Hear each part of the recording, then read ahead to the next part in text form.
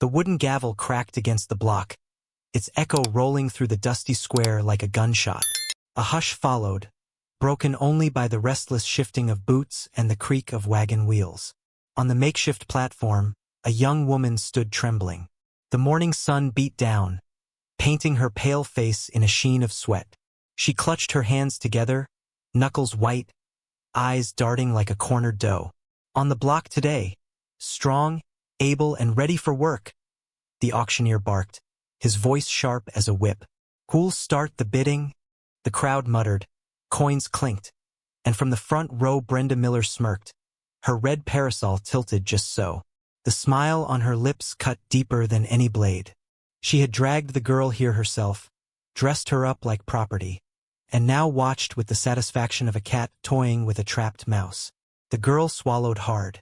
"Please," she whispered, but the plea was swallowed by the jeers. No one moved to help her. No one dared. Not until a quiet figure stepped out from the shadows at the edge of the square. Tom Walker had learned long ago that silence could be a kind of armor. Silence and the stubborn work of survival. His cabin stood at the far edge of town where the prairie began its endless roll. Half hidden by wind-bent cottonwoods, the roof patched with tin, the fence posts leaning like weary soldiers. It was not much to look at, yet it was the last place he still called his own. He had come to this land with hope once, with a young wife and plans that stretched further than the horizon. Together they had built the cabin, planted the fields, and dreamed of raising children to fill the yard with laughter. But drought had burned the soil to dust, debt had stripped away their savings, and fever had taken her before the spring rains ever returned. After burying her beneath the lone oak on the hill, Tom found that words no longer carried weight. He let the world pass by, his voice buried with her, his days measured only in chores. The townsfolk grew used to his absence. He would ride in on occasion, hat low, voice low, to trade feed or salt, never lingering longer than a handshake or a nod. Some called him strange, some pitied him, but most forgot he was there at all. That suited Tom fine. Better to be overlooked than to be opened up again, to bleed out old wounds in front of strangers who could never understand.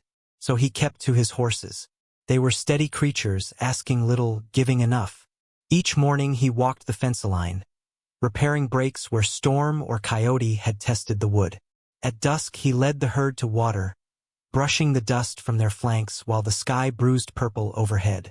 Nights were quiet, broken only by the whistle of the wind through the cracks in the shutters. And though the silence pressed heavy, it was at least a silence he knew how to bear. And yet, for all his retreat, the world has a way of finding the ones who would rather be forgotten. Trouble does not knock politely at the door. It rides hard, it shouts loud, it drags its dust straight into your home whether you will it or not. Tom did not seek company, nor quarrels, nor change. But change was coming for him all the same. Riding in the back of a wagon, trembling beneath the auctioneer's call, staring at him with eyes he could not yet bring himself to meet. He did not know it that morning as he saddled his horse, nor as he guided it into town for a sack of flour. He did not know that his path would tangle with hers, that the choice made in the square would strip the silence from him forever. All he knew was that he was tired, that he had lived too long inside a life that no longer felt like living, and that when the world came pounding on his door, he would have to decide whether to answer, or to let it pass him by once again. Emily's story was not the kind one chose, but the kind that pressed down like a storm until there was no escape. She had been left with little more than a name and the memory of a mother's hand once holding hers, warm and steady, before death carried that comfort away. Her father had gone even earlier, lost to a raid, some said, or maybe to the bottle and the long road that never led home. By the time she was old enough to understand, Emily was already alone. The town had no shortage of doors that closed when she came knocking. Work was scarce, and the men who offered it did so with eyes that lingered too long. She slept where she could, barns, church steps, the occasional kitchen floor when a widow took pity. Hunger became a shadow that never left her side. Hope flickered and died with each disappointment. It was Brenda Miller who noticed her first, stepping out of her fine parlor house with perfume heavy in the air and promises quick on her tongue. Brenda had the sort of smile that looked like kindness until you felt the teeth behind it. She told Emily there was work to be had, meals to be eaten, shelter enough to keep the cold away. A desperate girl doesn't weigh trust too carefully when her belly aches. Emily followed. But the house that smelled of roses soon reeked of something else. The kindness twisted sharp. Work meant errands without pay, sweeping floors until her hands bled, fetching and carrying like a servant, and always under the lash of Brenda's temper. When Emily spoke of leaving, the woman's laughter was cold. "You owe me," Brenda hissed. "Every scrap of food, every blanket. You'll pay it back, one way or another." And so she found herself dragged into town on that blistering morning, thrust upon the wagon as though she were a stray mule to be traded. Brenda declared it plain. Emily would be hired out. Her wages funneled into debts she had never agreed to. The crowd accepted it easily, for Brenda's influence stretched like barbed wire across the town. Few dared cut against it. Emily's eyes darted from face to face, searching for mercy, finding only indifference. Some men watched with interest that chilled her worse than the wind. Others looked away, not wishing to be involved. The auctioneer's chant rolled over her like a river, words stripped of meaning, only sound and threat. Her heart thudded in her chest, each beat a plea. She thought of running, but the sheriff's men stood nearby. She thought of shouting, but her voice cracked in her throat. Then, in her panic, she saw him. At first, just a figure in the shade at the edge of the crowd.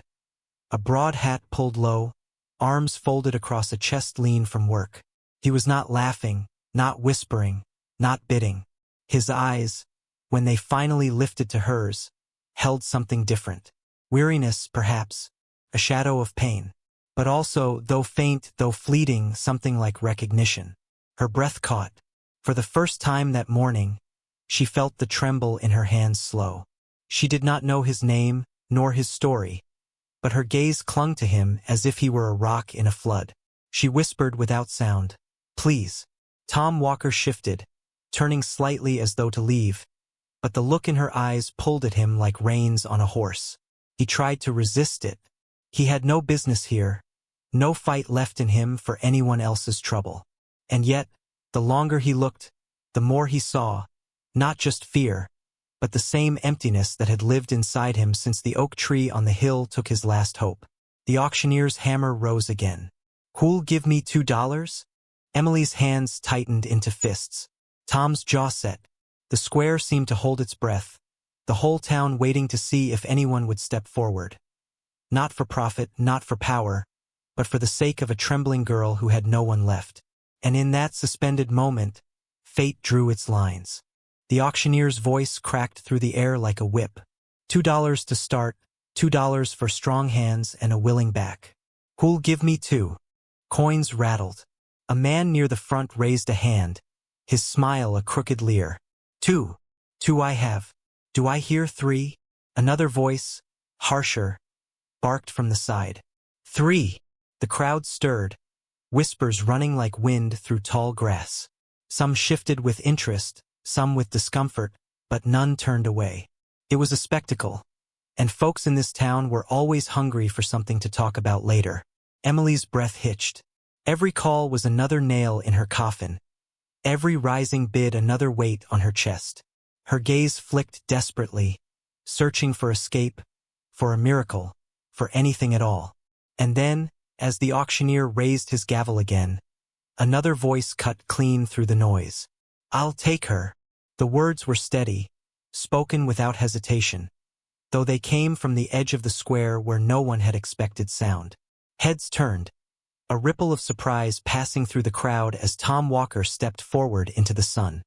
His hat shadowed his eyes, but his jaw was set hard, his shoulders square. For years he had been the man who watched, who stayed silent. Now his voice carried louder than the chant of the auctioneer. Brenda Miller's smirk faltered, then curled into laughter. "Well, look who found his tongue," she drawled, her parasol twirling lazily. "The hermit farmer, rescuing strays now? I didn't know you had room for charity out on that dust patch you call a farm." The auctioneer cleared his throat, uncertain. "Mr. Walker, You'll need to make a proper bid. She's coming with me. Tom's tone left no room for argument. His voice wasn't raised, but it carried all the weight of a man who had been silent too long and now refused to be ignored. Murmurs swelled, some amused, some sharp with disbelief. The man who had bid $3 spat into the dust. You don't get to claim her without paying, Walker. We all know the rules. Tom's gaze flicked to him, steady, unflinching. Then maybe it's time the rules changed. The square grew quiet at that. Folks shifted, uneasy. Brenda's laughter sharpened like glass. You've lost your mind, she hissed. That girl belongs to me. She owes me every crust of bread she's eaten, every roof that's covered her. You can't just walk in here and steal her from under the law. Tom stepped closer to the wagon, placing himself between Emily and the crowd. She's not property, he said, his voice calm but carrying. Not yours, not anyone's. She leaves with me. Emily's knees nearly buckled. She clutched the edge of the wagon, her chest rising and falling in uneven bursts. For the first time in weeks, months, maybe, she felt the faintest spark of safety, fragile but real. The sheriff, lounging at the back with arms crossed, shifted uncomfortably. He was a man long in Brenda's pocket, his badge tarnished by favors and coin, but even he hesitated under the weight of Tom's gaze. The crowd, sensing the tension, leaned forward, hungry for what would come next. The auctioneer fumbled with his gavel. Mr. Walker, I can't. You can. Tom's hand rested lightly on the rail of the wagon. He didn't raise his voice, but there was a steel in it that could not be bent. She walks off this platform today, and she does it free. Brenda's parasol snapped shut. You'll regret this, she spat, her voice cutting through the murmurs like a knife. You don't know who you're crossing. Tom turned his head just enough to look at her. His face was carved from stone. I know exactly. The silence that followed was thick, charged. The crowd didn't breathe. Then, with slow, deliberate steps, Tom reached up, offered his hand to Emily, and helped her down from the wagon. She clung to his arm as though it were the only solid thing left in the world. Together, they stepped off the platform and into the street. The spell broke. Voices erupted, some in protest, some in awe. Brenda's shriek cut above them all, a sound of fury wounded deeper than pride. But Tom Walker did not look back. His stride was steady, his shoulders broad, his jaw tight. For the first time since the earth had taken his wife, he was walking toward something, not away. And in his shadow, Emily followed, her heart pounding with a mixture of fear and the faintest glimmer of hope. It was a simple act seen one way, a farmer claiming a girl from the block. But to the town it was something else entirely. A line drawn, a gauntlet thrown, a quiet man's defiance that would shake every dusty street and echo through every parlor where Brenda Miller's name had been spoken in fear. The battle had begun. Word travels fast in a small town, faster still when scandal rides its coattails. By nightfall, every porch from the saloon to the church steps buzzed with talk of Tom Walker's stand in the square. The story grew with each telling. Some said he stormed the platform like a gunfighter. Others swore he nearly struck Brenda down where she stood. The truth mattered little. What mattered was that a man who had spent years in silence had raised his voice against Brenda Miller, and worse, had won. Brenda did not take losing kindly. Her fury burned hotter than the noonday sun, and her pride demanded repayment in blood or shame. Behind the lace curtains of her parlor house, she gathered her allies. Merchants who owed her coin, gamblers who owed her favors, men who had tasted her wine and found themselves caught in her web. She did not scream there, not in front of them. Instead, she smiled that thin, dangerous smile and laid out her plan like a deck of marked cards. He thinks he's made a rescue, she said sweetly, her voice dripping poison. What he's done is theft. Theft of property, theft of peace, theft of law itself. A man like that cannot be allowed to stand. The sheriff sat stiffly in his chair, fingers tapping the armrest. He was a heavy man, soft at the edges, the kind who preferred his trouble quiet and his coin heavy. Brenda had long since bought his loyalty, but even he squirmed under the weight of her glare. "Walker's harmless," he muttered. "Keeps to his farm, doesn't cause ruckus. Folks might not side with you if you push too hard."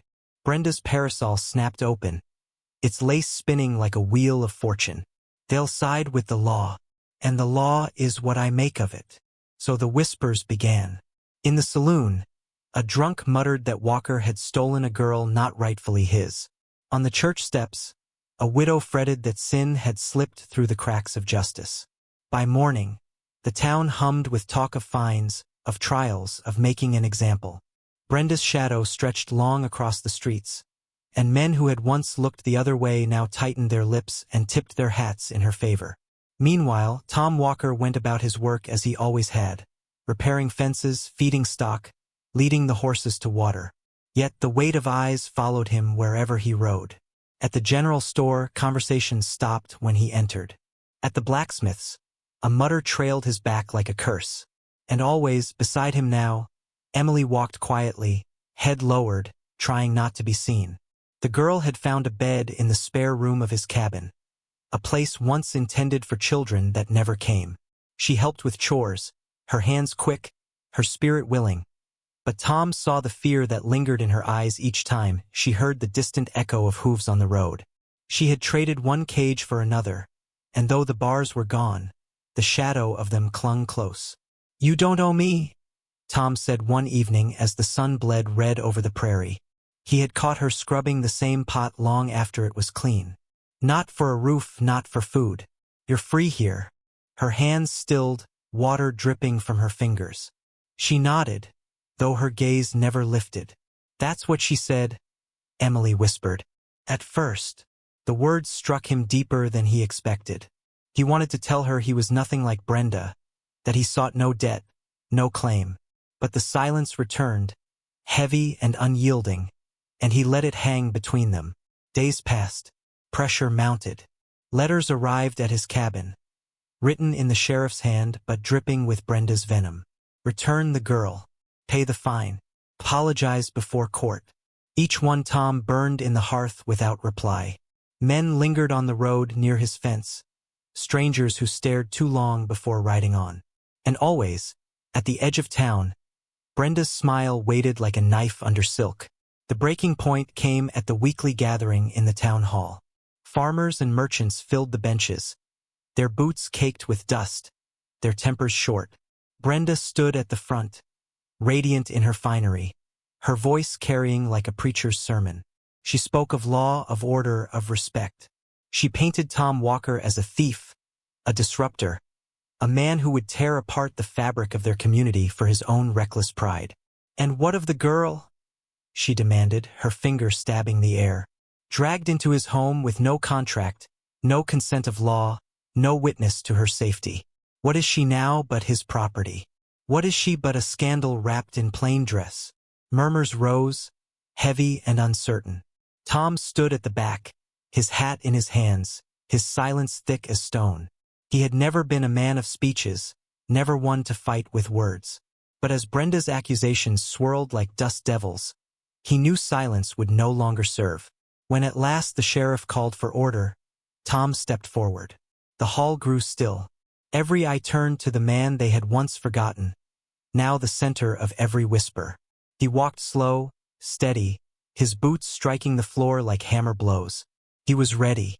The town hall smelled of sweat and wood oil, the rafters echoing with the shuffle of boots and the scratch of impatient throats. Outside, the evening heat pressed close, but inside the air was colder, charged with expectation, sharpened by the tension that had been winding tighter each day since Tom Walker had stepped onto the auction block. Brenda Miller stood tall at the front, her parasol resting like a scepter against her shoulder. She had dressed herself in deep green silk that shimmered under the lanterns, her hair pinned with jeweled combs that flashed each time she moved. Her voice carried like a knife, polished, rehearsed, every word designed to strike. "This man," she said, her gloved hand cutting the air toward Tom, "has broken the law that keeps us safe. He has stolen from me. Property owed, debt unpaid, peace disturbed. If one man may drag a girl from her rightful contract without consequence, then what stops another from stealing your land, your goods, your families? Do we live under law, or do we live under chaos? The crowd shifted, some muttering assent, others frowning in doubt. Brenda's influence was strong, but unease ran under her speech like an undercurrent. Everyone knew her debts, her reach, the way her favors tangled around men until they could no longer breathe. Yet few had dared name it aloud. The sheriff sat slouched in his chair, his badge dulled by years of compromise. He avoided Tom's eyes, but Brenda's voice drove him upright, forcing him to nod as if law itself were on her side. "Walker," he said gruffly, "you've heard the charges. Theft, disorder, disruption of the peace. What say you?" Tom stood near the back, hat in hand, eyes steady. For a moment he said nothing, and the silence thickened until it felt as though the rafters themselves leaned closer to hear. All his life since the burial on the hill had been lived in silence, and now, when every ear waited for him, he felt its weight heavier than ever. But this time he did not let it hold him. He stepped forward. His boots struck the boards slow and deliberate, each step pulling the attention of the room until even Brenda's jeweled smile faltered. He stopped in the center of the hall, lifted his head, and spoke. "I've taken nothing," Tom said. His voice was low, but it carried, steady as a drumbeat. "That girl was never yours to sell. She was tricked, lied to, held in fear. You call it debt. I call it chains. And I'll not see another soul bound while I've breath left to speak." A stir moved through the benches, small at first, then louder as whispers turned to murmurs. Brenda's eyes narrowed, her parasol twitching like the rattle of a snake. "Lies," she hissed. "Baseless lies from a recluse who knows nothing of business or law." But Tom did not falter. From inside his coat, he drew folded papers, ledgers, notes, testimonies. "You kept records, Brenda, more careful than you knew. Men who signed under your hand, women who worked your house, debts tallied twice, payments taken and still claimed unpaid. I've spoken with them. I've written it down. And now everyone will see." He laid the papers on the sheriff's desk, the crack of parchment loud as a gunshot. The sheriff leaned forward, reluctant, then paled as his eyes scanned the ink. Names, dates, amounts, proof that Brenda's empire was built not on law, but on fraud. Voices rose, sharper now, cutting through the hall. Men who had once muttered in her favor now whispered to their neighbors, doubt settling into their bones. A merchant near the front stood and shouted, "She charged me twice for goods already paid." Another spat, "She bled me for interest that never ended." The sheriff shifted uneasily. Brenda's mask slipped, fury flashing raw across her face. She slammed her parasol against the floor, the crack echoing. "Lies!" she cried, but the tremor in her voice betrayed her. All lies, spun by a bitter man with nothing left to lose. Tom's gaze never wavered. "I lost everything once. I won't lose my soul to you." And then, with a misstep born of rage, Brenda damned herself. "That girl was mine," she shouted. "Mine to sell, mine to profit by. She owed me every crumb she ate, and she'll never be free until I say so." The hall erupted. Gasps, curses, the scrape of benches as men rose to their feet. Even the sheriff sat back, his jaw slack. The words hung in the air like smoke, undeniable, poisonous. "No law binds a girl to slavery," the preacher muttered, his voice breaking the roar. Others nodded, the tide turning, voices rising against Brenda. Her allies shrank from her, their loyalty evaporating in the heat of public scorn. The sheriff stood, finally finding his voice. "Enough," he said. "This meeting's adjourned. Miss Miller, you'll answer for these claims, everyone. Until then, you'll keep silent, or I'll see you in irons myself."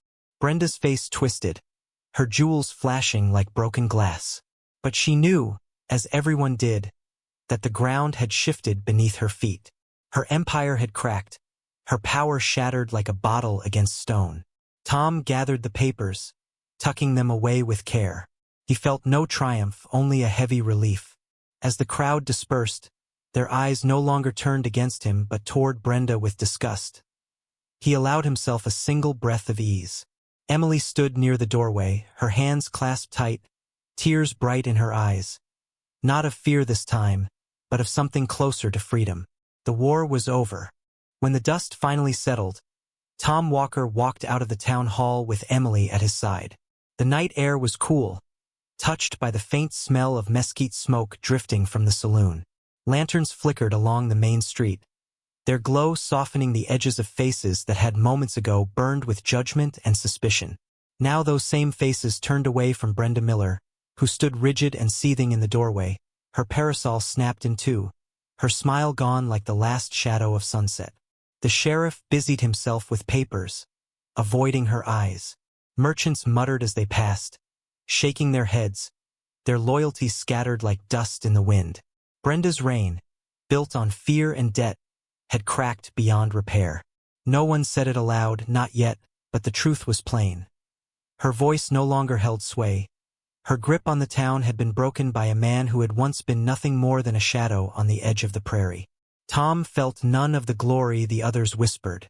He was not a man built for triumph. He simply took Emily's hand, steadying her as they stepped into the street. Her fingers trembled in his, but she did not pull away. The walk back to the farm was long, the road stretching silver under a spill of moonlight. Coyotes called faintly in the distance, and the prairie wind hummed low through the grass. Tom led his horse with one hand, Emily keeping pace beside him. Neither spoke for some time. The quiet was different now. Not the heavy silence that had weighed on him for years, but a softer kind, filled with possibility rather than grief.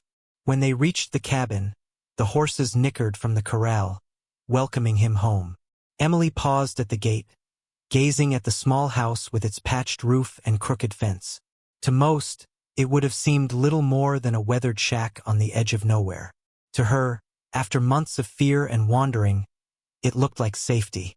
Inside, Tom lit the lamp, its glow chasing shadows from the corners. Emily moved to the hearth, setting wood with practiced hands. She did not wait for instruction. She simply worked, as if the act itself grounded her.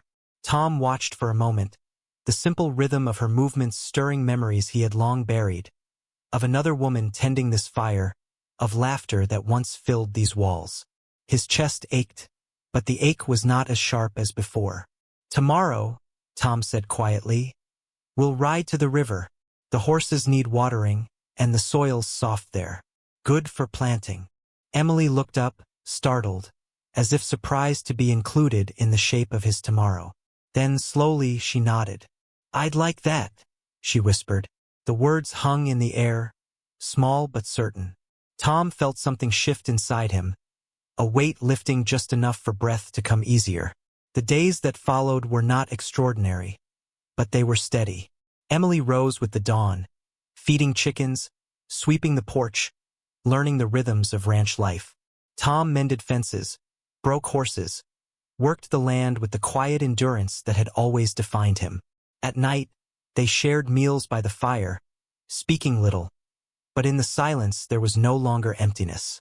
It was a silence that welcomed, not one that suffocated. The townsfolk kept their distance at first, curiosity simmering just beyond the fence line. Whispers still followed Tom into the store, but they no longer carried venom, only wonder at the man who had stood against Brenda and won. Some tipped their hats now, grudging respect softening their eyes. Brenda herself grew scarce. Her once commanding presence shrunk to bitter gossip behind closed doors. Her empire had collapsed, and with it her power to harm. One evening, Tom walked with Emily up the hill behind the cabin. The oak tree stood there, gnarled and steadfast, its branches stretching wide against the setting sun. Beneath it lay a marker of stone, worn smooth by years of wind. Tom had not brought anyone there since the day he laid it. He stood for a long while, hat in hand, the breeze carrying the scent of grass and earth. Emily waited beside him, respectful, her gaze lowered. At last, Tom spoke, his voice rough but steady. "She was my wife," he said simply. Taken too soon. This tree's the only thing that's lasted with me. Emily's eyes softened. She placed her hand lightly on the trunk, as if to share in the weight of his memory. She must have loved you, she said. Tom swallowed, his throat tight. She did. He turned then, meeting Emily's gaze. And she'd want me to keep living. The girl nodded, her expression quiet but full of understanding beyond her years.